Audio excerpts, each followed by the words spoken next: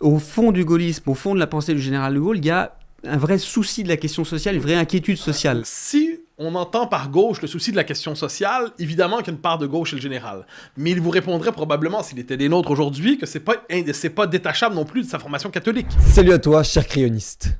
De Gaulle, personnage tutélaire de la Ve République et fondateur de la République monarchique, comme l'appelait Maurice Duverger, est encore, 60 ans après, sur toutes les lèvres de notre vie politique. Le gaullisme, mouvement abstrait que le général n'a lui-même jamais voulu définir, voit des personnes de tout horizon et de tout âge se revendiquer de son héritage. Caractérisé par certains comme une certaine idée de la France, de sa grandeur, de sa puissance, par d'autres comme une vision au-delà des clivages, réunissant de l'ouvrier au capitaine d'industrie, du social-démocrate au nationaliste. Qu'est-ce que le gaullisme et à qui appartient-il?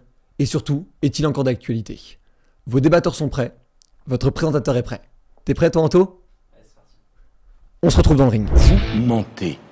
Les chiffres parlent d'eux-mêmes. Bah allez-y, je pense à quel chiffre là? 70 milliards. N'importe quoi.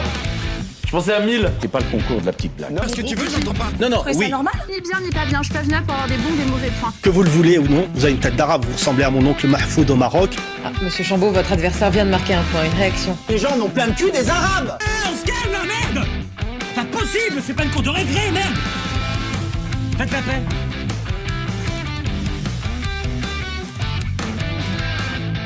Je vous interromps 30 secondes dans votre visionnage du ring pour vous dire que nous avons lancé avec Grégoire Cascara des Engagés, François-Marie et Gaspard G, que nous avions déjà reçus dans un ring, Élise, l'application pour comprendre les programmes des présidentielles et pour trier les candidats en fonction de leurs mesures plutôt qu'en fonction de leurs interventions médiatiques. En gros, le principe est simple. Nous avons mis des mesures par candidat que nous avons anonymisées et sur le même principe que Tinder, vous pouvez swiper à droite ou à gauche en fonction de si vous êtes d'accord ou pas d'accord avec ces mesures-là. Au bout d'un certain nombre de swipes, pour un score précis, disons 200, 250, vous avez un classement qui est établi et vous pouvez les trier en fonction du nombre de propositions avec lesquelles vous êtes d'accord et pas d'accord. Donc vous lancez l'application et tout de suite vous tombez sur une mesure. Là, c'est arrêter les installations d'éoliennes et geler les projets en cours. C'est probablement une proposition là de Éric Zemmour ou de Marine Le Pen, mais normalement, beaucoup de gens ne le savent pas. Et donc du coup, peuvent voter juste pour ou contre en fonction de leur ressenti, de leur connaissance et de ce qu'ils pensent du sujet. Donc vous pouvez voter pour, établir un impôt sur la fortune climatique, pour, instaurer le droit de vote à 16 ans contre, et ainsi de suite. Vous pouvez swiper pour ou contre les mesures, dire aussi je ne sais pas. Et au bout d'un certain score, donc là j'en ai vraiment pas fait beaucoup, j'ai fait de manière complètement aléatoire, mais au bout d'un certain nombre de swipes, il y a un classement qui s'établit, et en fait en pourcentage des mesures positives que vous avez. Et ce classement vous permet en fait de comprendre quelles sont les mesures et les candidats qui vous plaisent en fonction de leur proposition. Je vous embête pas plus longtemps, vous pouvez retrouver l'application sur tous les stores. Elle ne collecte aucune donnée, c'est un outil citoyen que nous vous mettons à disposition. Maintenant on se retrouve pour le ring sur le gaullisme. N'hésitez pas à nous dire en commentaire si vous pensez que le gaullisme est toujours d'actualité. Maintenant on va voir l'avis de nos deux intervenants sur le sujet. Ciao. Donc on se retrouve au cœur du débat. Je suis ravi aujourd'hui d'accueillir Mathieu Bock-Côté. Bonjour Mathieu, je suis ravi de vous accueillir. Vous êtes essayiste, sociologue, vous nous venez du Canada, du Québec plus particulièrement. Plus exactement, oui. Plus exactement. Alors, retour à samedi, comme tout le monde, je scrute Twitter, quand soudain j'apprends de manière étonnée, presque effarée, qu'Éric Zemmour entend séparer les enfants handicapés des enfants qui ne le sont pas. Et vous êtes aujourd'hui chroniqueur sur CNews notamment, sur Europe 1 aussi.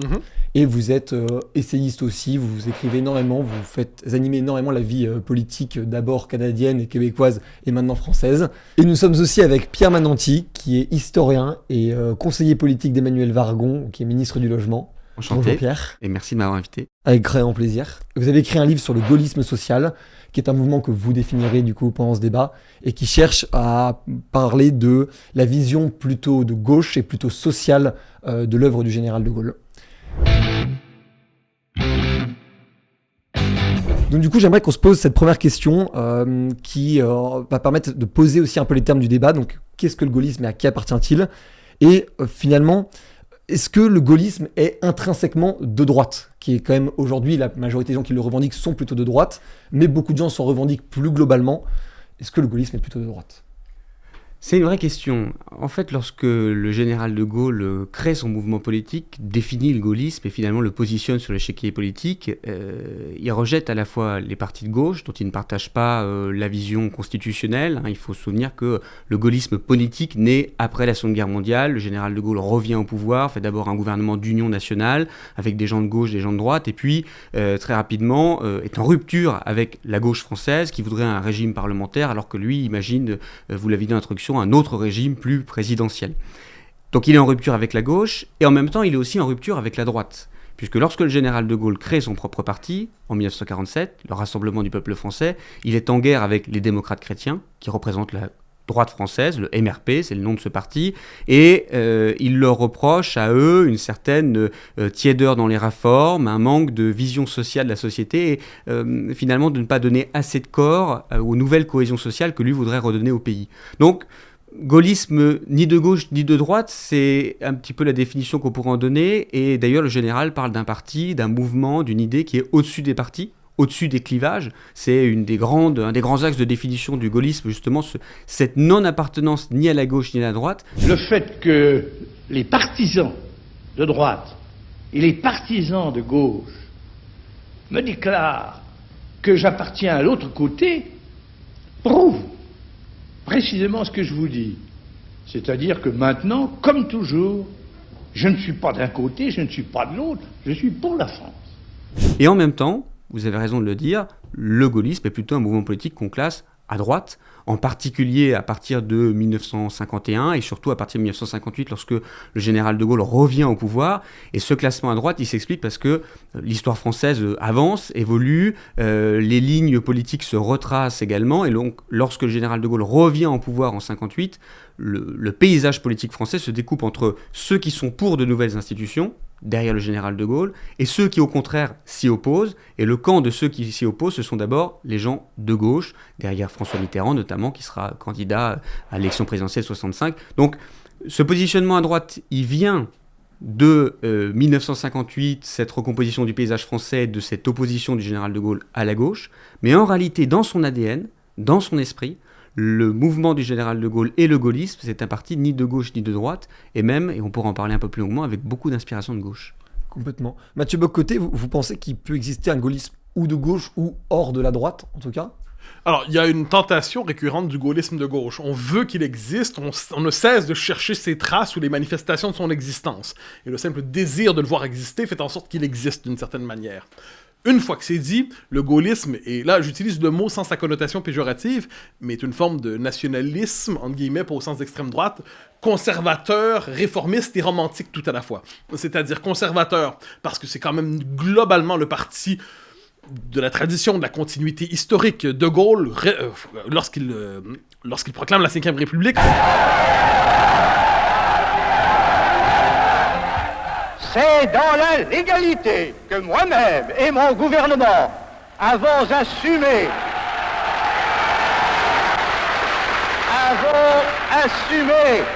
le mandat exceptionnel d'établir un projet de constitution nouvelle et de le soumettre à la décision du peuple.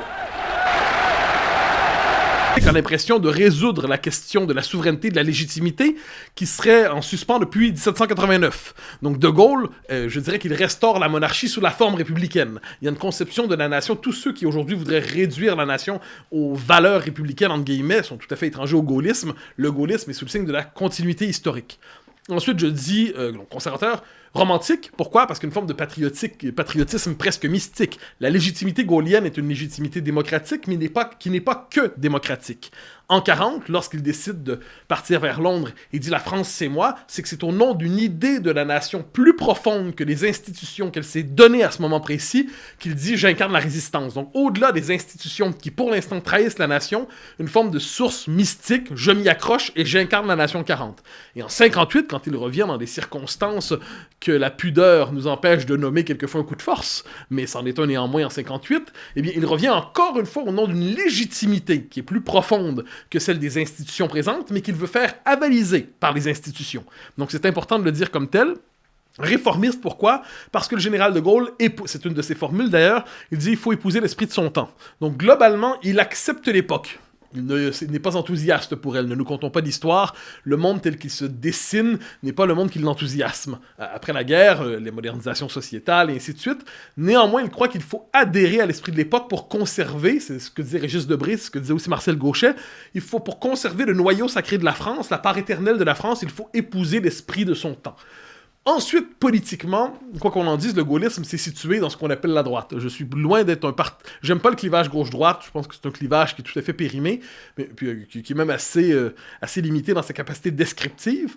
Une fois que c'est dit, pour peu qu'on tienne pour acquis qu'il existe, le gaullisme s'est situé à droite, mais avec un contenu très variable avec le temps. Des positions que l'on disait gaullistes dans les années 70, 80, 90 seraient aujourd'hui classées ailleurs sur le spectre politique. Des positions, par exemple... Légitimement?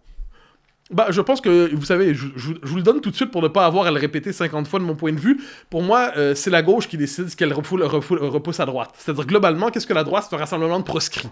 La gauche dit ce qu'elle est, et ce qu'elle ne veut pas, elle dit c'est la droite. Et là, si ce qu'elle n'aime vraiment pas, elle dit c'est l'extrême droite, en gros. Donc, de ce point de vue, des positions qui étaient traditionnellement associées au RPR, par exemple. RPR, qui était l'incarnation presque mythique du néo-gaullisme, qui sont quelquefois aujourd'hui reprises par Marine Le Pen, par Éric Zemmour, par d'autres aussi. Il y avait Jean-Pierre Chevènement qui était l'incarnation du gaullisme de gauche, mais qui n'était pas étranger à sa veine nationale exaltée. Donc le contenu du gaullisme a évolué avec le temps. On ne sait plus exactement à quoi ça réfère. C'est très éloigné quelquefois de la pensée du général de Gaulle. Il n'en demeure pas moins que sur le positionnement politique, le gaullisme a été marqué à droite globalement. Et du coup, ce marquage à droite et cet héritage gaulliste, doit-il dépasser fondamentalement les pensées et la vision du général de Gaulle? Est-ce qu'il peut y avoir un gaullisme sans de Gaulle? Le gaullisme, c'est d'abord, par définition, l'action et la pensée du général de Gaulle. La pensée, il l'a définie, il a beaucoup écrit, il a écrit énormément de livres, le général de Gaulle, et tous ceux qui se réclament de gaullistes ou de gaullisme, moi je les invite souvent à relire d'abord le général de Gaulle, parce qu'il a laissé beaucoup de textes. Ensuite, c'est l'action. Mathieu Bocoté vient de le dire, c'est un homme de circonstance, le général de Gaulle. C'est un homme qui construit son action au regard du monde qui l'entoure, et c'est aussi pour ça qu'il y a cette évolution politique. Le gaullisme de la guerre, quand il va à Londres pour résister, n'est pas le gaullisme de la libération en 46, qui n'est pas le gaullisme de 58-69 quand il revient au pouvoir, qui n'est pas le néo-gaullisme ou les autres partis qui ont pu s'en inspirer plus tard. Alors, ce glissement à droite du gaullisme, parce que pour moi, à l'origine, un de nos points de désaccord, c'est que je pense qu'il n'est pas à droite à l'origine, et je pense que le gaullisme devient à droite, par la force des choses. Ce glissement à droite, il s'explique aussi parce que l'image du général de Gaulle, le mythe qu'il a instillé, notamment ce mythe romantique, ce mythe du héros national, ce mythe du chef sauveur, ce mythe de la figure au-dessus des partis, presque un petit peu par certains aspects un mythe monarchiste, avec ce chef sacré qui pourrait gouverner le pays. Oui, cette image de père de la nation qu'on pourrait remonter à Clémenceau ou à d'autres sauveurs en période de guerre. Ce mythe amène à une forme d'appropriation politique, j'utilise pas le mot récupération à dessein, mais plutôt d'appropriation lente et en profondeur par la classe politique de droite, et la gauche, au contraire, dans son histoire, dans sa philosophie politique, a toujours rejeté un petit peu ce mythe du chef naturel, ce mythe de la personnalité qui subitement pourrait changer le destin national. Donc ce glissement à droite, il vient à la fois de l'évolution face à la période, et puis il vient aussi de l'identité profonde du gaullisme et de ce mythe gaulliste. Mais vous faites l'impasse, si je peux me permettre, sur le moment RPF. C'est-à-dire, quand de Gaulle, l'action politique du gaullisme d'après-guerre, c'est pas d'abord 58, c'est le RPF. Et le RPF, globalement, alors comme je dis, moi vous savez, les hommes de droite tiennent rarement à dire qu'ils sont de droite. Ce sont les hommes de gauche qui tiennent à dire qu'ils sont de droite. Vous connaissez la formule d'ailleurs, on passe rarement à droite, on dérive à droite. Et lorsqu'on est à gauche, dire de quelqu'un qu'il est de droite, c'est déjà une manière de l'étiqueter négativement. Bon. Une fois que c'est dit, le RPF est un mouvement qui, globalement, ne serait-ce que par son anticommunisme tout à fait vibrant, est un mouvement qui, dans l'économie mentale de l'époque, se présente comme un mouvement que l'on pourrait dire de droite. Ensuite, la plupart des gens de droite, j'y reviens, ont toujours ce désir de transcender je dirais une marque distinctive de la droite, généralement, c'est la volonté de transcender le clivage gauche-droite. Et de ce point de vue, le général a une volonté explicite de transcender ce clivage, sans le moindre doute, mais je crois qu'il ne doute pas, il sait à peu près où sont ses assises. Cela dit, sa droite n'est pas nécessairement justement la droite bourgeoise installée qui est capable de s'accommoder de tous les régimes. On est, de ce point de vue, d'une forme de droite, je le disais, romantique, mais aussi... populaire, d'une certaine manière. Oui, alors il n'y a pas de doute là-dessus, mais il y a chez De Gaulle cette idée, qui est présente chez Machiavel, qui est présente chez bien d'autres, d'un rapport presque plébiscitaire entre le chef et le peuple, et les institutions, ou plutôt les classes intermédiaires, sont sont généralement vus comme étant d'abord attachés à leurs intérêts plutôt qu'à l'intérêt de la patrie. Et De Gaulle a cette idée que le lien doit être direct avec le peuple. Voilà pourquoi d'ailleurs il y a une conception très référendaire et même plébiscitaire de la démocratie. Ensuite, quand on regarde la formation intellectuelle du général de Gaulle, disons que ce n'est pas la formation d'un homme de gauche de son temps. Mais alors, je pose la question, parce qu'on parlait de au-delà des clivages, ça nous rappelle évidemment une expression qu'on a beaucoup entendue depuis 2017 avec Emmanuel Macron. Je ne vous dis pas que la gauche et la droite, cela ne signifie plus rien, que cela n'existe plus, ou que c'est la même chose. Mais ces clivages, dans les moments historiques, sont-ils indépassables ?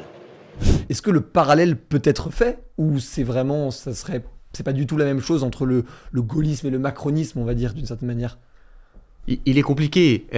Évidemment, il y a quelque chose de profondément gaulliste dans la volonté de vouloir dépasser les clivages, parce que ça a été la dernière grande personnalité, et puis une personnalité qui, à travers son époque et à travers ses successeurs, a toujours voulu être celui qui dépassait ce clivage gauche-droite. Et donc, évidemment, lorsqu'Emmanuel Macron dit « je suis en même temps de gauche, en même temps de droite, je veux incarner une forme de projet national qui va aller vers l'avenir et qui n'aille pas vers les petits intérêts particuliers de différents partis, de différentes factions », il y a quelque chose d'éminemment gaulliste. La ménagère veut le progrès, mais elle ne veut pas la pagaille. Eh bien, c'est vrai aussi pour la France. Il faut le progrès, il ne faut pas la pagaille. Or, le régime des partis, c'est la pagaille. Après, on est aussi marqué par son parcours, son identité, ses actions, et donc là, on ne peut pas dire que sa personnalité est gaulliste. Le projet, l'idée l'est, mais par de nombreux autres traits, il ne l'est pas. Et juste pour revenir quelques instants, mais parce que c'est intéressant, on parlait tout à l'heure du mot plébiscitaire. Il y a beaucoup de gens qui ont fait le lien entre Napoléon III, le moment plébiscitaire, c'est d'abord ça, c'est Napoléon III qui devient président de la République et puis qui fait plébisciter l'Empire et qui devient empereur après son oncle Napoléon Ier. On a souvent tiré une ligne, un trait de liaison entre De Gaulle et les bonapartistes de gauche. Philippe Séguin le faisait. Philippe Séguin le faisait et a écrit notamment un livre dans les années 90 justement sur Napoléon III. Il y a quelque chose de très intéressant dans ce positionnement ambigu, légitimement, historiquement et traditionnellement à droite. Et c'est vrai, la formation du général de Gaulle, il est élevé par son père qui est un monarchiste, il est officier de carrière, il fréquente un grand nombre de personnalités politiques de droite. Et en même temps, au fond du gaullisme, au fond de la pensée du général de Gaulle, il y a un vrai souci de la question sociale, une vraie inquiétude sociale. Oui, mais ça, alors si je peux me permettre sur cette question-là, on pourrait dire la philosophie du général, pour moi, tient globalement dans le fil de l'épée. Le fil de l'épée, c'est là où la philosophie politique du général s'exprime en tant que telle. Ensuite, si on entend par gauche le souci de la question sociale, évidemment qu'il y a une part de gauche chez le général. Mais il vous répondrait probablement, s'il était des nôtres aujourd'hui, que c'est pas détachable non plus de sa formation catholique. Dire, la question sociale chez De Gaulle passe aussi par son catholicisme, le catholicisme qui fin 19e, a cherché à intégrer véritablement la question sociale. Et il faut véritablement être dans cet esprit que la question sociale serait le propre de la gauche, et la droite, j'en comprends, serait le parti de l'argent ou des intérêts individuels ou de l'égoïsme. Et là, dans cet esprit, le gaullisme est aussi à gauche. Alors je comprends qu'ensuite, dans la deuxième moitié du 20e siècle, quand on dit gaullisme de gauche, on entend cette frange du gaullisme qui est particulièrement attentive à la question sociale, à la différence du parti de l'argent qui s'en méfierait. J'entends. Ce serait une forme de social-démocratie presque un peu. J'utiliserai pas ce terme-là parce qu'il y a un côté trop technocratique dans la social-démocratie. Je pense, cela dit, il y a une volonté de redistribution. Le projet, à la fin des années 60, de participation, De Gaulle veut réformer le capitalisme de l'intérieur. Il y a quelque chose chez lui, il y a un attachement très fort à la question sociale. Reste à savoir si l'attachement à la question sociale est un marqueur exclusif de la gauche. Mais du coup, il y a une question aussi de souverainisme à laquelle on pourrait potentiellement opposer Emmanuel Macron. Mais plus globalement, cette question du souverainisme est-il une question de droite aussi ? C'est vraiment important de poser cette question-là parce que c'est aujourd'hui un des combats du temps, on va dire de ces 5 dernières années et probablement de ces 5 prochaines, voire plus, de cette question de cette souveraineté et le classement politique de cette souveraineté. D'abord, il faut dire quelque chose. On ne peut pas constamment se poser la question qu'aurait fait le général de Gaulle face à tel ou tel choix. C'est quelque chose qui m'agace beaucoup d'entendre dans différents médias. Et puis, c'est pas le but de ce qu'on veut faire. Donc, que pense-t-il de l'Europe actuelle, par exemple ? C'est peut-être une des questions auxquelles on ne peut pas répondre. Parce qu'il faut d'abord se dire que le général de Gaulle, sa relation à l'Europe, à la situation du continent européen, c'est un regard qui porte dans une période de guerre froide. Donc, la vision diplomatique du général de Gaulle, elle n'est pas du tout modulable sur celle qu'on a aujourd'hui, par de nombreux aspects. Il faut se rappeler que lorsque le général de Gaulle revient au pouvoir, une des premières choses qu'il fait, c'est d'exclure les Allemands et les Italiens du projet de recherche de bombes atomiques. C'est une des toutes premières décisions qu'il prend. Et donc on a longtemps vu ça comme une forme du souverainisme très affiché du général de Gaulle qui, dès qu'il arrive, décide de ne plus travailler avec ses partenaires européens. Bon, c'est aussi quelque chose qu'il faut voir et comprendre d'abord par la volonté de défense du pays. C'est un homme qui a vécu la Seconde Guerre mondiale et qui a vécu la Première Guerre mondiale. On l'oublie souvent, mais le général de Gaulle, il a été officier et il s'est battu pendant la Première Guerre mondiale. Donc il y a un traumatisme qui le marque. Et son rapport à l'Europe, son rapport à l'idée souverainiste, est très marqué par ce parcours personnel, sa vision de la guerre, sa vision aussi de ce qu'est le couple franco-allemand. Un des premiers chefs d'État étrangers qui est invité en France, le premier qui est invité d'ailleurs à la Boisserie, la maison personnelle du général de Gaulle, où il passe plusieurs jours, c'est un des seuls, si ce n'est le seul chef d'État qui aura cette chance, c'est le chancelier allemand. Parce que De Gaulle, là encore, est marqué par sa vision de la guerre et comprend la réconciliation allemande aussi comme une réconciliation personnelle et comme une réconciliation nationale. Donc, j'utilise ces deux exemples pour dire que, oui, évidemment, le souverainisme et peut-être d'abord le nationalisme. L'idée que la France, même si elle doit participer à un projet européen, doit d'abord garder son identité. Ça, c'est le fondement de l'idée gaulliste. C'est pas un souverainisme anti-européen ou un rejet complet de l'Europe. On a vu le général de Gaulle, par exemple, très favorable à une coopération industrielle européenne. Ensuite, je dirais deux choses. Vous avez évoqué la guerre froide. Le général est celui qui, au moment de la guerre froide, cherche à se dérober aux exigences de la guerre froide. On se rappelle qu'au moment de la logique des blocs, De Gaulle veut porter une forme d'international des nations. Une troisième voie, comme il le disait lui-même. Oui. Alors, c'est le discours de Phnom Penh, qui est un discours important. C'est aussi, vous me permettrez de le dire, le Vive le Québec libre. Vive le Québec libre!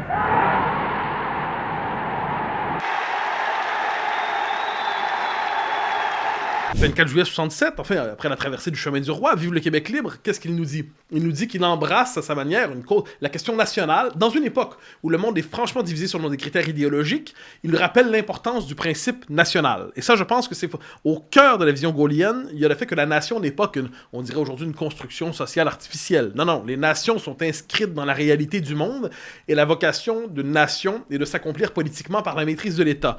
Ce qui fait, donc il va être un partisan déclaré, ça fait partie des belles choses, me semble-t-il, de son héritage de l'indépendance du Québec, mais aussi, plus largement, sa vision de l'Europe. C'est une vision où l'Europe c'est une Europe des États et des nations. Et lorsqu'on va parler, justement, il dit, sa citation ne me revient pas exactement, mais l'Europe est grande parce que Dante était italien, Shakespeare anglais, et tout ça ne donnerait rien si on était dans je ne sais quel Volapük intégré. Bon, autrement dit, l'Europe telle qu'on y rêve aujourd'hui chez certains, une Europe, par exemple, qui parle en anglais d'abord et avant tout. C'est un peu étrange, ça. Je suis pas sûr que le général se serait enthousiasmé pour une Europe qui parle d'abord en anglais. Je pense... ou même le projet de langue commune qu'il y avait eu à un moment. Oui, non. Et oui, il y a la formule du Volapük, l'espéranto, et le rapport à la Russie. Je pense que c'est important aussi. De Gaulle, par exemple, regarde la Russie et a cette idée que la Russie, on est au moment, c'est l'Union soviétique, là. L'Union, c'est le communisme totalitaire. Et De Gaulle pense que fondamentalement, l'Union soviétique, j'ai pas la formule exacte en tête, mais va boire le communisme. La Russie va boire le communisme comme le papier, le buvard boit le. J'ai pas la formule exacte, vous savez à quoi je fais référence. Donc en gros, le communisme va passer, la Russie va demeurer. Et la Russie demeure un interlocuteur qui appartient néanmoins, pour le général, à l'univers de la civilisation européenne. On est en pleine guerre froide. On est au moment où, de l'autre côté, c'est l'ennemi. Et pourtant, il y a une conscience d'une forme de civilisation. La civilisation européenne existe chez lui. Ensuite, le mot souverainiste est un terme qui apparaît, vous savez, c'est un terme d'origine québécoise, ça vaut la peine de le dire, mais ensuite, qui à l'origine, vous dire chez nous, c'est la volonté que le Québec devienne un État indépendant. Mais il est récupéré en France au début des années 90 pour marquer l'opposition à la construction européenne. Qu'est-ce que le souverainisme? Ce n'est rien d'autre que le rappel du primat de l'État-nation. C'est-à-dire que l'État-nation demeure à lui-même sa propre référence. Ensuite, on lui prête des significations différentes aujourd'hui. Ce que je constate par ailleurs, c'est que ce qu'on nomme souverainisme, cette idée que l'État-nation demeure la figure de référence, qui vient pas nécessairement que le Frexit ou ainsi de suite, ça rassemble un Michel Onfray, comme ça peut rassembler des figures à droite, et je pense que de ce point de vue, si on appelle par souverainisme le primat de l'État-nation, ça je pense qu'on est dans la lignée du gaullisme.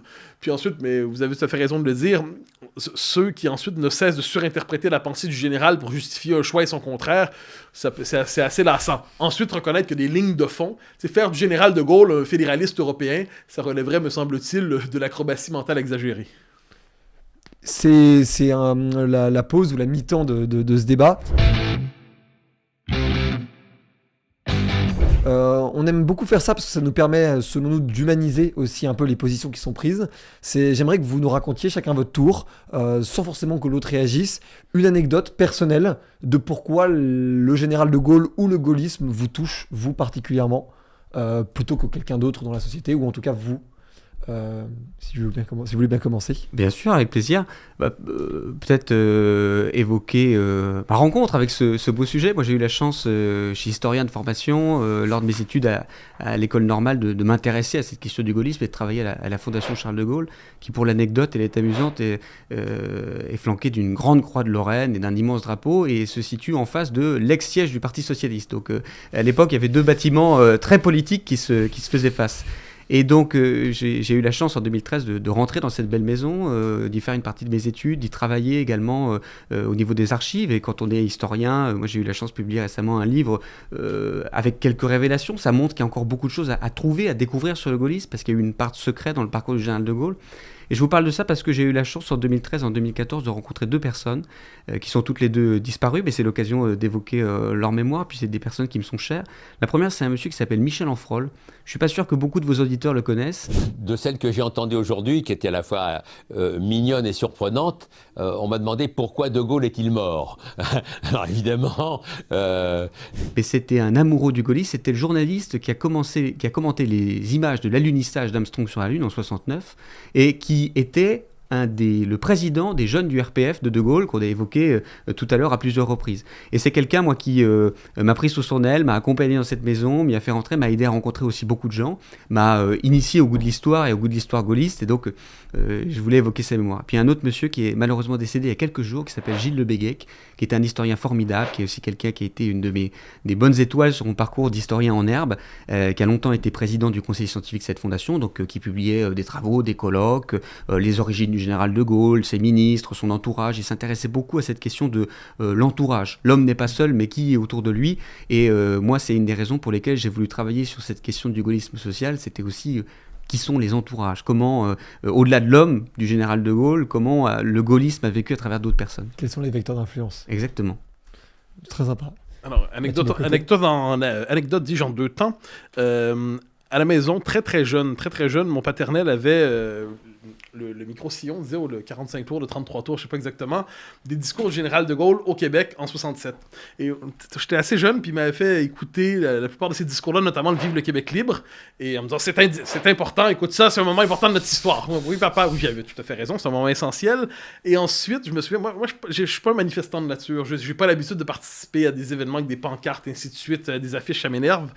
J'en ai fait une fois dans ma vie, peut-être une autre ensuite, mais une qui est essentielle, le 24 juillet 1997, pour les 30 ans de la venue du général de Gaulle au Québec pour le Vive le Québec libre, devant l'hôtel de ville où il avait fait son Vive le Québec libre. Pierre Messmer était là de mémoire, il y en avait quelques autres, et je m'étais rassemblé avec d'autres, j'avais une pancarte France libre, Québec libre, et ainsi de suite, et je la portais avec, puis on disait, on était tous ensemble, Vive le Québec libre. On était à 2 ans du référendum qu'on avait perdu sur l'indépendance, donc France libre, Québec libre, Vive l'indépendance, et c'est une de mes rares manifestations à vie, mais comme quoi, tout le sens de mon engagement, évidemment au Québec, c'est sous le signe du Québec libre, et en France, les figures que j'ai toujours admirées, une figure que j'ai admirée profondément, c'est Philippe Séguin. C'est une de mes premières passions politiques. J'étais tout jeune, je regardais Séguin, j'étais de mon côté de l'Atlantique, et je trouvais que cet homme devait avoir un destin. Et je continue de penser que le fait que Philippe Séguin ne soit pas devenu président, et que son destin avorté, est un moment tragique de l'histoire française contemporaine. On va passer du coup à la deuxième partie. Est-ce que le gaullisme est encore d'actualité et que peut-on faire avec l'héritage du général, ou doit-on faire quelque chose avec l'héritage du général ? Est-ce que aujourd'hui le gaullisme est capable de résoudre des problèmes que nous avons aujourd'hui dans la société française, ou est-ce que c'est une nouvelle grille de lecture que nous devons mettre en place ? Pierre ?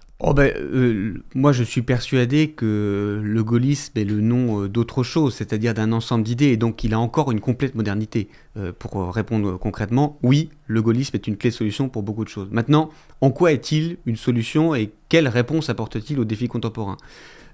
J'ai dit tout à l'heure que je trouvais un petit peu agaçant les gens qui disaient qu'aurait fait le général de Gaulle en telle ou telle situation, et je ne vais pas changer d'opinion, mais je suis persuadé que le général de Gaulle a fixé quelques grandes lignes, quelques grands caps qu'on peut suivre et qu'on doit suivre si on est d'abord un amoureux du pays et de son avenir, parce que il a été à des moments tragiques le chef espéré par beaucoup, et il a laissé ça en héritage. Alors c'est quoi ces grands caps et ces grandes solutions ? Ils sont très généraux. Pour moi, il y en a 3. Le premier, c'est la grandeur.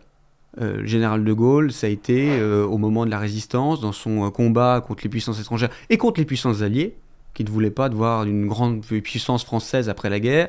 Quand il revient en 1958, 1969, on l'a dit tout à l'heure, en pleine guerre froide, sa volonté d'une troisième voie internationale, son jeu entre l'Union soviétique et entre les États-Unis, sa vision de l'Europe aussi, qui n'était pas justement une Europe fédéraliste ou une grande puissance européenne, mais qui était l'idée de l'Europe comme troisième bloc qui finalement arrivait à échapper à la tutelle des autres blocs. Ça, cette idée de grandeur et de notoriété internationale de la France, c'est quelque chose qui reste encore aujourd'hui et qui vit dans la vie politique française. Deuxièmement, c'est la condition humaine. Le gaullisme a un regard sur la condition humaine et on pourra en parler pendant des heures et Philippe Séguin en a été un des grands défenseurs. Il y a l'idée d'une droite sociale, d'une droite populaire, finalement d'un mariage réussi entre le meilleur de ce qu'il y a à gauche et le meilleur de ce qu'il y a à droite, si tant est qu'on se dit que le social est d'abord quelque chose de gauche, et ça c'est un autre débat. Mais cette question de la condition humaine, cette question de l'humanisme en fait, de mettre l'humain au cœur des réflexions, au cœur des débats, ça aussi c'est quelque chose qui est un legs du gaullisme, et c'est pour ça que je disais tout à l'heure, le gaullisme c'est l'autre nom de quelque chose d'autre, c'est plus profond, c'est des thèmes latents qui reviennent d'avant, c'est pas le général de Gaulle qui a inventé le gaullisme, mais ces thèmes, la grandeur, la condition humaine, et puis le dépassement. Le dépassement, et pour moi c'est ce qu'il y a de plus profond, de plus important dans le gaullisme, et peut-être de plus actuel, c'est la volonté de dire contre les clivages, contre les petites dissensions, contre les attaques mesquines, contre finalement... Contre les calculs. Contre les calculs, il faut être capable de dépasser, de surnager. Et c'est pas seulement surnager les partis avec l'image de l'homme providentiel, c'est aussi surpasser les divisions, chercher le compromis, la solution, chercher ce qui permet d'aller de l'avant.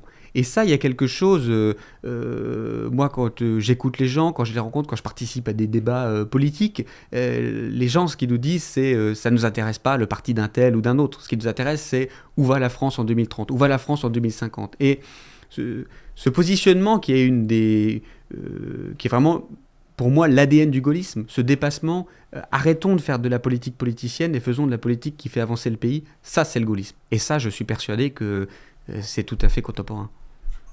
Alors, je répondrai juste sur ce que vous venez d'évoquer avant de répondre sur la pertinence du gaullisme. Vous savez, le général de Gaulle, que j'admire profondément, est un homme qui effectivement se situe à bonne hauteur, mais il avait des hommes qui travaillaient pour lui un peu plus bas. Si de Gaulle était capable de toujours être à la hauteur qui était la sienne, c'est parce que les hommes menaient pour lui les petites actions politiciennes auxquelles vous faites référence, et sans lesquelles il ne serait pas revenu au pouvoir, et sans lesquelles il ne s'y serait pas maintenu. Ça, je pense qu'il faut... La politique, quoi qu'on en dise, a toujours une part qui est à la fois... C'est une noblesse dans la politique, et le calcul est inévitable en politique. Une part quotidienne, finalement. Oui, puis le propre de la politique, c'est qu'on ne fait pas que... vous savez, le général a cette formule, je crois que c'est à Palevski, où il dit, c'est même repris dans un document, une espèce de téléfilm qui avait été fait, Le Grand Charles, il dit, si on ne faisait que du bien avec du bien et du mal avec du mal, croyez-vous qu'on aurait besoin de la politique? Palevski, c'est parce que d'un grand mal peut naître un grand bien, et d'un grand bien peut aboutir à un grand mal que les hommes ont besoin d'hommes politiques, que les sociétés humaines ont besoin de politique. Donc c'est l'art de gérer les passions humaines contradictoires. Une fois que c'est dit, je pense que l'héritage du gaullisme, dans la mesure, c'est pas une boîte à outils, hein, c'est-à-dire il n'y a pas le logiciel gaulliste, qu'est-ce que ça nous dit sur quoi faire aujourd'hui? Donc je pense qu'il y a peu de choses. Mais là où c'est pertinent, c'est une lecture du monde. Une lecture du monde d'abord fondée, je le dis, sur une conception historique de la nation. On n'est pas dans une définition désincarnée, une vision éthérée de la nation. La nation, c'est une réalité historique lourde. Et le général de Gaulle, donc tous ceux qui aujourd'hui font les consciences effarouchées quand on parle d'identité nationale, alors que de Gaulle avait une conscience... Et c'est justement parce que de Gaulle était conscient de la profondeur de l'identité nationale qu'il a trouvé un principe de légitimité, justement pour s'opposer à la déliquescence de la nation et des autorités quand c'était nécessaire. Donc le sens de la nation, le sens d'une identité nationale... Ce qu'on ne fait plus aujourd'hui? Je pense, aujourd'hui, le drame, je crois, mais ça c'est pour une série de raisons sur lesquelles on reviendra, je devine pas ici, mais la réduction de la nation aux valeurs, les fameuses valeurs républicaines. Moi, je suis pour les valeurs républicaines comme tout le monde, mais quand on réduit la nation aux valeurs républicaines, on en propose une définition terriblement atrophiée et appauvrie. Je veux dire, il y a autre chose dans la nation que les 5 valeurs républicaines. Il y a l'histoire, le passé, les mœurs, la culture, la part de mystère inévitable qui noue des hommes qui, au fil des siècles, traversent une aventure ensemble. Bon. Alors... je pense qu'il y a la conception de la nation, la conception de l'Europe aussi, l'Europe comme civilisation, pas simplement l'Europe comme machin technocratique. Ça, c'est important aussi. Le sens du politique. Ça, c'est important dans une société aujourd'hui où on cherche à faire passer pour de l'état de droit la judiciarisation du pouvoir et la judiciarisation du politique. Alors, moi, je crois à l'état de droit comme tout le monde, mais on cherche à faire passer pour l'état de droit des choses qui aujourd'hui relèvent, en fait, pour moi, de détournement de la souveraineté au profit d'une souveraineté nouvelle qui est celle des juges et des technocrates. Et le général croyait au primat du politique. Il croyait au primat de la nation, je l'ai dit, du primat du politique, au primat de la décision politique. Et de ce point de vue, dans une époque qui a tendance justement à emmailloter, à étouffer, à placer dans une gaine juridique exagérément étouffante la souveraineté nationale et populaire, je crois que le général a une conception du politique beaucoup plus décisionniste, beaucoup plus exigeante, qui n'est pas sans vertu, surtout au moment où l'histoire redevient tragique. Ça, ce que dit d'ailleurs souvent Emmanuel Macron. Ensuite, en matière de programme politique au quotidien, ça, on verra bien. C'est-à-dire que je pense qu'on peut tirer plusieurs programmes de cette philosophie politique générale.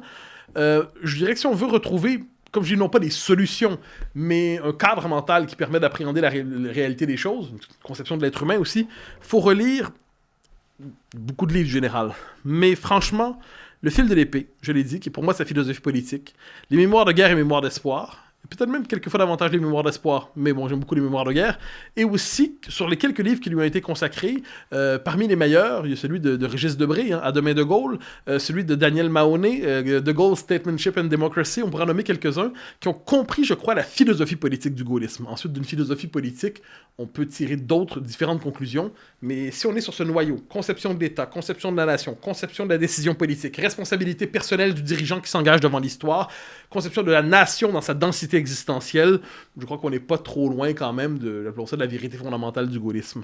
Mais dans ce cas-là, et sans dire que vous parlez dans d'autres noms que le vôtre, mais est-ce qu'il n'y a pas aussi dans La République En Marche et dans Emmanuel Macron certains dévoiements du coup de ce gaullisme tel que vous le dites, c'est-à-dire fondamentalement un gaullisme qui va s'approcher d'être contre une judiciarisation de la politique, qui est aujourd'hui un reproche qui peut être souvent fait au gouvernement et à l'Assemblée nationale? Alors, je voudrais d'abord revenir sur quelque chose qui a été dit et où je crois qu'on est en désaccord, la question des bases œuvres politiques du général de Gaulle. Moi, je suis persuadé que le gaullisme, même si je suis d'accord, le général a d'abord eu aussi un entourage et des gens qui ont fait de la politique politicienne autour de lui. Il a su, contre son entourage parfois, refuser une forme de dévoiement de ce qu'était son idée de la vie politique, de la vie publique et de l'engagement. Et je voudrais citer deux exemples, mais qui me paraissent importants. 1965, campagne présidentielle. Tout son entourage lui dit il faut faire campagne, mon général, vous êtes là depuis 1958, les gens s'ennuient, ils veulent changer, vous avez réglé la crise de l'Algérie avec des heureux et des malheureux, il faut faire campagne, sinon ça ne va pas marcher. Le général de Gaulle refuse de faire campagne, il accepte in extremis que Jacques Foccart, dont on retient qu'il est le monsieur France-Afrique, mais il a aussi été le monsieur politique, celui qui faisait le lien avec les partis, il accepte in extremis de faire une vidéo, et puis il est mis en ballettage au premier tour de l'élection présidentielle. Il accepte donc de faire les fameuses vidéos avec Michel Droit qu'on connaît et qui sont restées dans la postérité où il dit l'Europe, l'Europe, l'Europe, ou c'est pas la gauche, la France, c'est pas la droite, la France. Exactement. C'est pas la gauche, la France. C'est pas la droite, la France. Et il dit d'ailleurs, il faut lire, on parlait tout à l'heure quelques biographies, il faut lire l'extraordinaire biographie qui a été faite par Julian Jackson, qui a, n'étant pas français aussi, une distance émotionnelle qui est intéressante avec le général de Gaulle, parce qu'il est capable de dire des choses que, quelle que soit la qualité des travaux, quand on est français, on a une certaine forme de pudeur avec le général de Gaulle, je trouve qu'on soit de gauche ou de droite. Mais premier exemple justement de hauteur politique du général de Gaulle qui refuse d'aller dans l'arène, et d'ailleurs il dit à Foccart, il dit mais s'ils ne veulent plus de moi, je partirai. Ça ne l'intéresse pas de rester. Il est là si les Français veulent de lui. Et en 1969, quand il y a le fameux référendum, les calculs sont faits, et très rapidement, on dit au général de Gaulle, vous allez perdre ce référendum. Il le sait plusieurs mois avant de partir. C'est beaucoup interrogé. Est-ce qu'il fait ce référendum pour partir ? En réalité, il fait ce référendum parce qu'il y croit profondément. Et quand on lui dit, vous allez partir, si vous allez au bout de ce référendum, on lui donne la chance. Son entourage, les ministres, les conseillers lui disent « Il est encore temps de vous retirer, de dire qu'on s'est mal compris, que vous le ferez plus tard, de terminer votre mandat, etc. » Il dit « Non, je vais au bout. Je vais au bout parce que j'ai cette idée de la politique. » Et sans dresser de parallèles historiques, parce qu'on ne peut pas tout comparer non plus, vous me posiez la question, est-ce que Emmanuel Macron, est-ce que la République En Marche tient ou pas de cette dynamique et ça ? Moi, je crois qu'un souhait très fort du président de la République, c'est de dire « Je vais au bout de mes convictions. » Je porte au bout les réformes auxquelles je crois, et tant pis, il y en a qui seront impopulaires, il y en a qui seront douloureuses, je prendrai des risques, mais je vais au bout. Et en ça, il y a quelque chose de profondément gaulliste. Après, je le redis, et là c'est l'historien qui parle, on ne peut pas tout comparer, tout confronter, c'est difficile, mais pour revenir au sujet qui nous occupe, qui est le gaullisme, moi je crois, et je crois que c'est quelque chose où on n'est pas tout à fait d'accord, je crois que le général, contre son entourage, ne voulait pas de ces compromissions avec la petite politique. Et c'est la différence finalement entre gaullisme et gaulliste. Mais si je peux me permettre, c'est un désaccord mineur, mais qui n'est pas sans intérêt. Le général, je crois, savait que son action n'était possible que parce que des hommes prétendaient agir en son nom, bien que lui-même n'assumait pas la responsabilité de ce qu'il faisait. C'est-à-dire, faites ce que vous avez à faire, et chacun son rôle. Donc lui se tenait à l'abri des calculs, des bases œuvres, mais il savait que tout ça avait lieu. Je veux dire, la politique est rapport de force, la politique est décision, la politique, c'est des volontés qui se confrontent. Et c'est quelquefois, par exemple, au moment de son retour au pouvoir en 58, il doit quand même forcer un peu le jeu pour être capable de revenir. C'est pas la transition la plus, je dirais, sous le signe de la transparence légale telle qu'on la connaîtrait aujourd'hui. Mais il accepte cette part de jeu, cette part où il force le jeu. C'est pas un reproche que je lui fais. Je pense que les grands politiques sont conscients que la politique est pas simplement, elle est pas stratosphérique seulement. Quelquefois, elle se fait avec des moyens qui sont difficiles. Et je crois qu'il savait. Ensuite, il y avait ce génie justement d'avoir des hommes qui faisaient le sale travail pour lui. Mais ne croyant pas qu'il n'y en avait pas, ça n'abîme d'aucune manière mon respect pour l'homme et mon admiration pour l'homme. Je veux simplement éviter d'en faire une figure iconique. Et dans ce cas-là, il y a le sujet de l'homme providentiel, qu'il incarne aussi par le fait de forcer le destin par rapport à ça. Déjà, j'ai envie de vous poser la question, et je la pose à vous, Mathieu. Quel homme ou femme providentiel a-t-on aujourd'hui potentiellement en France, au-delà de l'élection de 2022 ? Quelle figure ressemble à ça aujourd'hui en France ? Il n'y en a peut-être pas d'ailleurs. Non, je pense que la France désire plus que tout autre pays la figure de l'homme providentiel. C'est un héritage de la tradition monarchique du pays. C'est fondamentalement, la France a un rapport monarchique au pouvoir. Et a une conception très volontariste de la politique. On croit que le surgissement d'un homme inattendu peut débloquer une situation et faire aboutir toute autre chose. Il y a un échange entre De Gaulle et Aron qui est assez amusant, intéressant. Aron dit « La France ne fait pas de réforme, mais de temps en temps se permet une révolution. » Et De Gaulle corrige en disant « C'est faux. La France ne fait pas de réforme et se permet de temps en temps de faire une révolution. Et dans le cadre de cette révolution, elle en profite pour faire quelques réformes. » Et je pense, donc, il y a le sens de la tradition, le désir de l'homme providentiel est inscrit dans la psychologie politique française. Ensuite, chacun se rêve probablement un jour, un soir, un après-midi, en faisant une balade se prend pour le général de Gaulle. Vous-même ? Ouais, assez souvent quand même, mais j'ai quand même assez de lucidité pour savoir que c'est une idée folle. Mais non, je pense que fondamentalement, en politique, tout le monde se rêve un jour homme providentiel, d'une manière ou de l'autre. Je pense que chacun sait aussi, le général ne reviendra pas. Ensuite, on ne sait pas dans 50 ans, dans 100 ans. L'histoire, les situations historiques tragiques accouchent normalement des personnalités d'exception. Je pense que ça, on le sait. Mais pour l'instant, il y a des admirateurs du général de Gaulle, il y en a dans chaque camp, mais je ne crois pas qu'il soit de retour sous quelque trait que ce soit. Ce qui ne veut pas dire qu'il n'y a pas des hommes admirables aujourd'hui en politique en France. Je pense qu'il y en a dans chaque camp. Mais une fois que c'est dit, le général n'est plus des nôtres. Et chacun réclame sa part d'héritage, mais il ne s'est pas réincarné en un personnage nouveau. Du coup, sans dire que ce serait probablement Emmanuel Macron pour vous, Pierre, la question est, est-ce que Emmanuel Macron, vous le voyez et lui-même ou son camp le voit comme un homme providentiel ? Je crois que, alors, je vais vous dire non, je vais peut-être vous surprendre, mais moi je partage tout à fait la conclusion qui a été faite par Mathieu Bock-Côté. Je crois qu'il y a des gens admirables politiquement à droite comme à gauche, quels qu'ils soient, et je crois il faut arrêter le fantasme d'imaginer l'homme providentiel qui remplace le général de Gaulle. Le général de Gaulle, on l'a dit tout à l'heure, c'est un homme de circonstance. Il l'est à deux titres. C'est un homme de circonstance parce que c'est l'homme d'une circonstance, d'une époque, de la guerre. C'est le produit d'une période. Et, pardon, je fais une petite parenthèse, mais le mythe du général de Gaulle, tout le monde se souvient du général de Gaulle, président de la République. Mais le général de Gaulle, c'est d'autres périodes d'histoire. Et c'est très intéressant quand on fait l'histoire du gaullisme, de regarder l'image du général de Gaulle entre 46 et 58. Ça n'est pas celle qu'on a retenue. On a retenu une certaine image du général de Gaulle. Donc, le général de Gaulle, c'est d'abord le fruit d'un parcours, et d'un parcours immensément long. 1890-1970, la Première Guerre mondiale, la Seconde Guerre mondiale, le retour au pouvoir, puis la traversée des Serres, puis le retour au pouvoir, le choc de 65 qu'on a évoqué un moment. Donc, il faut faire attention. On imagine, quand on dit général de Gaulle, une image fixe, alors qu'en fait, c'est une image animée et une histoire longue. Voilà. C'est une question de circonstance. On peut penser à Churchill aussi sur ce registre-là. Churchill, en 1939... pour la plupart, c'est un vieil homme usé, fini, terminé. C'est une éponge à whisky. Il est mort. Et là, d'un coup, les circonstances le portent au pouvoir. Et bien, De Gaulle, plutôt Churchill passera à l'histoire comme l'homme qui aura tenu tête à Hitler, qui aura incarné la résistance des Britanniques et en fait de l'Europe contre la barbarie nazie. Mais si vous nous expliquez que Churchill, c'est en 1938, les gens autour de vous prennent pour un fou. Donc, quelquefois, les circonstances transforment un homme qui était considéré comme vaincu, avachi, humilié, sans grandeur, ça le propulse. De Gaulle, en 58, certains disent, même parmi ses fidèles, il est trop vieux. Il n'est plus d'actualité. C'est un homme vieilli, c'est un homme usé. Il ne croit même plus lui-même en son propre destin. Bon, et quelques mois plus tard, il prend le pouvoir. Et là, donc vous savez, l'histoire est riche en circonstances inattendues. Et de ce point de vue, c'est pour ça qu'on a toujours besoin d'un bon historien pour raconter notre propre trajectoire, pour raconter à quel point on a été exceptionnels après coup. Et d'ailleurs, Churchill avait cette formule-là au Parlement.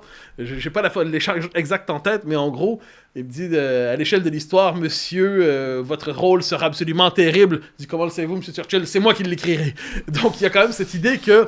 il y a un détail ou deux qui manque, vous voyez l'idée. Donc, De Gaulle avait... C'est pas pour rien qu'il a écrit ses mémoires. Churchill, c'est pas pour rien qu'il a écrit l'histoire de la Deuxième Guerre mondiale et plus largement. On n'est jamais aussi bien servi que par soi-même, et de raconter sa propre légende, raconter sa propre aventure sous le signe de l'aventure héroïque et légendaire, ça sert ensuite à laisser une trace dans la conscience des hommes. Mais peut-être, je rebondis sur ça, mais je peux pas m'en empêcher. Churchill dit aussi quelque chose d'extraordinaire sur De Gaulle. On l'interroge vers la fin de la guerre 44. Est-ce que De Gaulle est un grand homme? Alors il s'agace parce que aujourd'hui on se souvient des Anglais qui accueillent De Gaulle, de la solidarité entre les pays, mais en fait le récit de la Seconde Guerre mondiale, c'est le récit de De Gaulle en guerre contre l'Allemagne et l'Italie, et De Gaulle en guerre contre les Anglais et les Américains qui veulent lui imposer d'autres chefs. Il doit batailler pour son propre camp et il est tout le temps dans les pattes des Anglais et je voudrais pas être mal poli, mais enfin il les agace beaucoup. Et donc on dit à Churchill, est-ce que De Gaulle est un grand homme? Et il dit oui, De Gaulle est irascible, De Gaulle est pénible, De Gaulle n'écoute jamais ce que je lui dis, De Gaulle se prend pour Jeanne d'Arc. Puis il réfléchit, il dit, mais oui, De Gaulle est un grand homme. Et je trouve que cette anecdote est très amusante de ce que vous dites aussi du récit et du mythe personnel qu'on construit et que le général de Gaulle a construit après-guerre, et notamment avec ses mémoires de guerre, la publication des mémoires de guerre, alors que De Gaulle est dans une phase de creux politique, son parti a échoué politiquement, il écrit ses mémoires et ça revitalise son image, et lorsqu'il revient en 1958, c'est Julian Jackson qu'on évoquait il y a quelques instants qui raconte un petit détail que moi je connaissais pas et que j'ai appris en lisant son livre il y a quelques années. Le général a vieilli et a pris un petit peu d'embonpoint, il est un peu plus gros et son image change. On se souvient du général de Gaulle, droit dans ses bottes, fier, droit, l'homme de l'après-guerre, etc. Très longiligne, l'officier carré. Et quand il revient en 1958, quand il fait sa fameuse conférence au Quai d'Orsay, 19 mai 1958, il est plus rond, il fait plus grand-père. Et donc, ça montre aussi que l'image d'un seul homme politique, elle évolue avec le temps. Et ça change l'état d'esprit qu'ont les Français qui voient le général de Gaulle à la télé. Pour certains, ils ne l'ont pas vu depuis des années. Et c'est plus le même homme. Et en le voyant, finalement, souriant, affable, faire des plaisanteries. Est-ce que j'ai jamais attenté aux libertés publiques fondamentales? Je les ai rétablies. Et ai-je une seconde à tenter? Jamais. Pourquoi voulez-vous qu'à 67 ans, je commence une carrière de dictateur? Comment voulez-vous qu'à 67 ans, je démarre une carrière de dictateur? Les gens se disent, bon, c'est plus l'image qu'on avait de la guerre. Elle a changé. Et pourtant, c'est le même homme. Et la même idée politique. Je comprends très bien et je suis terminé du coup le débat par cette question. Vous parliez pour avoir un grand homme ou une grande femme providentielle, fondamentalement il faut des circonstances tragiques, sans forcément détailler parce que ça serait même le temps d'un autre débat, voire même de plusieurs débats, mais le sont-elles aujourd'hui, tragiques, ces circonstances? Je crois qu'on entre dans des temps tragiques. Moi, j'appelle ça le réchauffement global des passions politiques. On rentre dans une période historiquement tragique, et ça, j'en doute pas naissant. Donc, théoriquement, mais c'est pas une bonne nouvelle. Hein. Je pense que c'est un proverbe chinois. C'est un proverbe chinois qui dit craignez de vivre dans des temps intéressants. Et je pense que nous sommes dans des temps tout à fait intéressants. Alors, une fois que c'est dit, oui, je crois que les circonstances vont ramener une forme de densité existentielle aux politiques. On quitte le domaine de la politique gestionnaire. On quitte le domaine de la politique technicienne. Donc, il va y avoir des attentes existentielles lourdes qui vont être investies en politique. Pour les uns, c'est, par exemple, chez Mélenchon, c'est sauver le monde de la catastrophe écologique, et c'est sûr, on a besoin d'une révolution pour ça. Pour d'autres, c'est sauver la France, l'Occident, la survie de la nation, tout ça. Il y a plusieurs choses à sauver selon les familles politiques. Mais je pense qu'on renoue avec une dimension existentiellement exigeante de la politique. Mais ça va être vrai pour un bon moment, je crois, qui va dépasser nos petites vies. Oh ben je crois que les crises effectivement sont multiples, écologiques, sanitaires après le Covid, économiques, sociales dans les conséquences, et donc évidemment ça ça amène à l'urgence de changer de modèle. Peut-être la différence avec le général de Gaulle et son irruption dans la vie politique française, c'est qu'il arrive à un moment de guerre. Et on n'est pas encore à cet extrême, et je nous souhaite en tant que pays de ne pas avoir à le connaître, mais ça amène aussi un tragique à la vie publique, à la vie politique, parce que face à la guerre, c'est la vie ou la mort. Et il y a des choix extraordinaires. D'ailleurs, je me permets, je fais un petit peu de promo pour lui, mais il y a un compte Twitter extraordinaire qui s'appelle Parole de combattant, qui est un historien, Jean-Christophe Detest, qui publie une fois par jour un portrait d'une personnalité qui a rejoint la France libre, la résistance pendant la Seconde Guerre mondiale, et qui raconte en 180 caractères ce qu'a fait cette personne. Et je crois qu'on a oublié, et moi je trouve ça extraordinaire, je regarde tous les matins, ça me replonge dans les choix tragiques qu'ont dû faire ces gens. Donc je pense qu'on est dans une situation de crise qui impose des changements et peut-être la recherche d'un nouveau modèle politique et de nouvelles figures, de nouvelles formes d'engagement. Je pense aussi, quand on regarde sur le temps long, qu'on n'est pas encore au tragique que peut avoir une guerre et qu'elle peut avoir comme effet sur un régime politique ou un système politique. Merci beaucoup Pierre, merci beaucoup Mathieu, c'était vraiment très intéressant. Ça a permis aussi de faire des bonnes leçons d'histoire pour tous ceux qui n'étaient pas à jour sur le gaullisme et le général de Gaulle. Plus globalement, je vous remercie aussi d'avoir été aussi passionnant, d'avoir autant rebondi l'un sur l'autre. Ça fait très plaisir de voir aussi un ring qui se passe de manière aussi délicieuse. Merci beaucoup d'avoir suivi ce débat. Mettez un commentaire, un like, partagez la vidéo, c'est très important pour le référencement. Retrouvez les travaux évidemment de Pierre et de Mathieu sur leur site respectif, on mettra des liens en description. On se retrouve très bientôt sur le Crayon, c'était Valorant. Ciao. Cette émission du Crayon est maintenant terminée. Je compte sur vous pour vous abonner, pour liker la vidéo, pour nous donner aussi votre avis en commentaire. C'est très important de savoir ce que vous en pensez. N'hésitez pas à débattre, évidemment dans le respect. On se retrouve très bientôt pour de nouvelles vidéos. C'était Valorant. Ciao.